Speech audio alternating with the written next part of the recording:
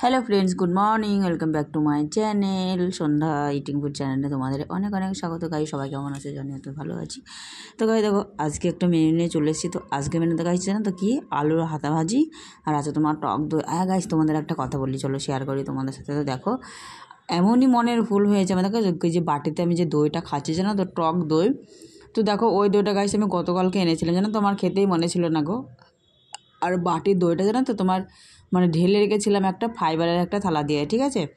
আমার তো মনে হয় যে ওই কারণে হয়তো দইটা বেশি টক হয়ে গিয়েছে না। তোমরা জানিও তো যে ফাইবারের ঢেকে দিলে জিনিসে ঢাকলে টক হয়েছে। দেখো মানে খেতে পাচ্ছি না, মানে এত বেশি। আমি তো ধরো টক খাওয়ার রাজা। তো দেখো মানে কি বলবো, হ্যাঁ মানে এতটা পরিমাণে টক খাই, তা আমি মানে কি বলবো। তো দেখো, আর এই দইটা এত টক হয়েছে যেন আমি খেতেই পারছি না, ঠিক আছে। খুবই কষ্ট করছে, কতখানা লবণ নিয়েছি তবুও আমার টকই যেন যাচ্ছে না, ঠিক আছে। তো চলো আমি খাওয়া দাওয়াটা করে নিই, ঠিক আছে।